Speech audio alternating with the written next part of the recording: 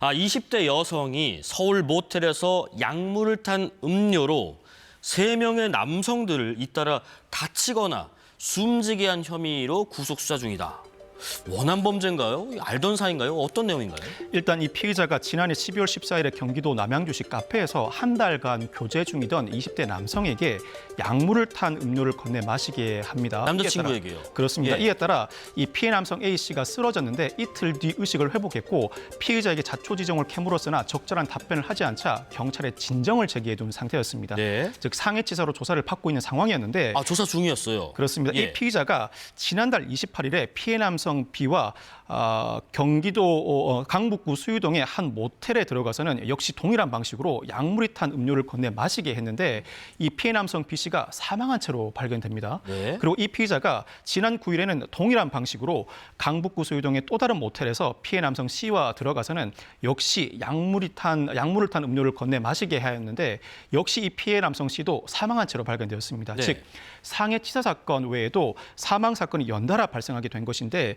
연쇄 살인 사건이 아니냐는 의혹이 강하게 제기되고 있는 상황입니다. 예전에 그 강력 사건 다뤄보셨을 텐데 말이죠. 한 명은 심각한 상해를 입었고 2명은 사망에 이른 강력 범죄인데 이후에 피해자가 더 나왔다. 그런데 아까 지금 첫 상해 이후에 조사가 이루어지는 상황이었다면 어떻게 보면 용의자가 특정된 상황이라고 볼 수도 있는데 어떻게 이렇게 2번, 3번 범행을 계속 저지를 수 있을까요? 일단 상해 사건이 발생한 피해 남성 A씨가 진정을 제기한 이후에 경찰이 수사에 착수했는데 네. 그 이후에 피해 남성 B씨가 사망한 결과에 이르게 됩니다. 피해 남성 B씨를 조사하는 과정에서 이 피해자가 동행하였다는 사실을 인지하게 된 경찰이 강력한 의심을 가지게 됩니다. 그렇지만 살인 범죄까지 저질렀다고 입증해내기에는 그 근거가 부족했었고 이 상황에서 국과수에 약물 감정을 의뢰하였는데 두 사건의 약물이 동일하다는 결과가 나오게 됩니다. 이에 따라서 이 살인 범죄 근거가 상당 부분 확보되었다고 생각하게 된 경찰이 이 피의자를 상대로 조사 일정을 조율하고 있는 과정이었습니다. 아직까지는 살인 범죄 근거가 충분히 확보되지 않은 상황이라고 판단하고 지난 9일에 조사 일정을 조율하는 과정이었는데 같은 날 또 다른 남성 C씨가 사망한 채 발견된 것입니다. 예.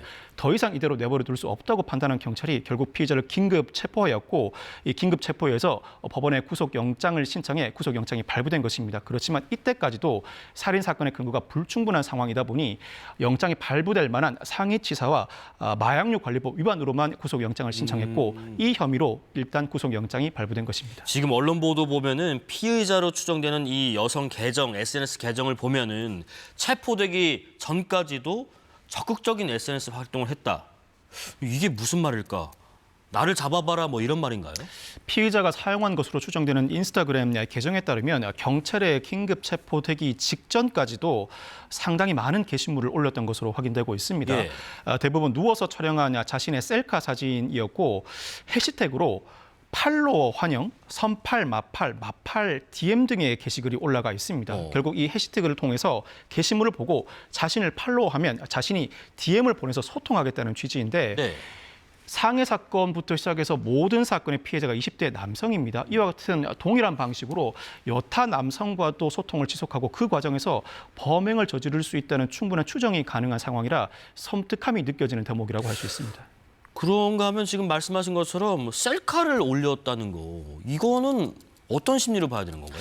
이 피의자가 교제하던 지인들이 많은 것 같아 보이지는 않습니다만 예. 일부 지인에 따르면 이 피의자가 SNS 활동이 중독에 가까웠다고 하고 이 지인들의 의견을 종합하면 SNS상에서 남성들과 교류를 넓혀가면서 SNS에 크게 의존했던 것으로 보이는 상황입니다. 네. 공교롭게도 피해자들이 모두 20대 남성인데 범행 동기를 규명하는 과정에서 이 피해자들과 일종의 다툼이 있었는지 그렇지 않고 특정 연령대 남성을 대상으로 한 혐오 범죄인지도 충분히 다뤄보아야 할 사건으로 여겨집니다. 일단 피의자는 경찰 조사에서 범행을 부인하는 입장이라고 하는 상황인데 지금 어쨌든 상해 2명의 사망자, 심각한 피해자가 여러 명이잖아요. 그런데 경찰의 신상 공개는 이루어지지 않았다. 이게 뭐 기준에 부합하지 않는 부분이 있었던 건가요? 사실 이 정도 사안이라면 살인죄만 인정될 만한 사건이었으면 진작에 신상 공개가 이루어졌을 것입니다. 예.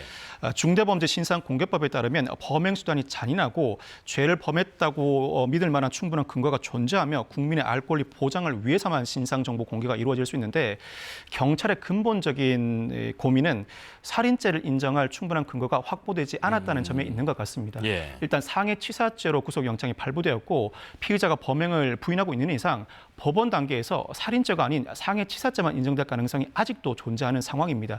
그런 상황에서 살인죄를 전제로 신상 정보를 그대로 공개하기에는 난점이 있었고 또 범행 수단이 잔혹하다는 점, 즉 여타 신상 정보 공개 사료와 비교할 때 범행 수단이 잔혹하다는 수준에는 이르지 않았다는 항변도 하고 있습니다. 그렇지만 무엇보다도 근본적인 고민은 살인죄를 입증할 만한 근거가 아직까지는 부족하다는 데 있어 보입니다. 한 가지만 돼요. 지금 이런 와중에 온라인에서 피의자로 추정되는 인물의 신상이 퍼지고 있다. 뭐 사실인지 아닌지 모르겠습니다만. 그런데 이 피의자를 미화하는 댓글이 달리고 있어요. 피의자에 대한 신상 정보 공개가 이루어지지 않자 예. 결국 누리꾼들이 나서서 신상 정보를 캐내는 작업이 이루어지고 있는 것으로 보입니다. 다소 우려스러운 대목이라고 할 수 있는데 이 피의자의 얼굴을 보고 예쁘다거나 이런 피의자가 약물이 탄 음료를 제공하면 나도 마시겠다는 등의 다소 부적절한 게시글이 올라오고 이 부적절한 있습니다. 내용이네요. 범행 자체를 예. 미화하면서 예쁘니까 무죄라는 주장까지 나오고 있는데 상당히 위험한 주장이라고 할 수 있습니다. 이 사건은 상황에 따라서는 우리나라에서 특히 서울에서 아주 오랜만에 발생한 연쇄 살인 사건으로 비화될 수도 있습니다. 살인 사건 유죄가 인정된다면 범행의 잔혹성뿐만 아니라 그 계획상에 비춰볼 때 무기징역도 선고될 수 있을 만한 사안이라 이와 같은 미화 논란은 결코 바람직하지 않고 특히나 이 가해자의 신상을 유출하는 행위는 명예훼손으로도 처벌될 수 있을 만한 범죄라고 할 수 있습니다. 네, 마지막 사건 간단히 짚어보겠습니다. 금값이 치솟으니까 별의별 일들이 벌어지고 있다고 하네요. 금은방 주인의 아는 사람이 손님이 맡긴 금을 들고 도망쳤다. 무슨 내용인가요? 서울 종로의 한 금은방에서 황당한 사건이 발생했습니다. 영상이 있는데 네. 자, 의자에 앉아서 무언가를 열심히 쓰고 있죠. 그렇죠. 열심히 작업을 마무리하고 차례차례 불도 끕니다. 여유롭게 가방을 메고 나가는 남성인데 네. 이 남성은 금은방 주인의 지인이라고 합니다. 네. 이 남성이 들고 있는 가방에는 고객 30명 정도가 금 목걸이나 팔찌로 만들어 달라면서 맡겼던 금이 들어 있습니다. 아, 저 금 들어있는 가방이에요. 그렇습니다. 시가로는 24억 원 상당인데 싼 값에 금을 세공해 준다던 이 금은방 주인의 지인 이후로 연락이 끊겼다고 합니다. 24억 원어치의 금 들고 지금 간 거예요. 그렇습니다. 잡혔습니까? 금은 어떻게 됐습니까? 이 피의자는 이 고객들로부터 맡겼던 금과 현금을 보관하다 그대로 도주한 혐의, 즉 사기 혐의로 수사를 받고 있는데 12일 도주한 이후에 21일 이 사건이 보도가 이어지자 자진 출석을 했다고 합니다. 네. 자진 출석한 직후에 경찰이 긴급 체포를 단행하였고 구속영장을 신청하자 결국 도주 우려, 증거인멸 우려가 있다는 이유로 구속영장이 발부되었습니다. 이 편취한 금의 소재는 아직까지 발견되지 않은 것으로 전해지고 있는데 만약 이 금을 되팔았다면 되산 사람이 범행으로 취득한 금이라는 인식이 없는 상태에서 취득했다면 이 되산 사람으로부터 즉각적으로 금을 회수하기는 어렵습니다. 그렇지만 일부라도 중과실이 인정되는 상황이라면 범죄수익은닉규제법에 따라 수사기관이 조기에 이 금을 확보해서 향후 피해자에게 배분하는 절차를 밟을 수 있는데 금의 소재를 확보하는 절차 자체가 피해자들로서는 급선무로 여겨집니다. 아니, 금은방 주인의 지인이나 금은방 직원도 유사한 금 빼돌리거나 갖고 도망가다가 걸린 일이 또 있었다고 하던데 이 강도도 아니고 왜 이런 범죄를 저질까? 안 잡힐 거라고 생각하나요? 일단 돈이 급하고 예. 금은 현물인 이상 금전을 넘어선 계좌 이체 방식이 아닌 만큼 흔적을 충분히 숨길 수 있다고 판단한 것 같습니다.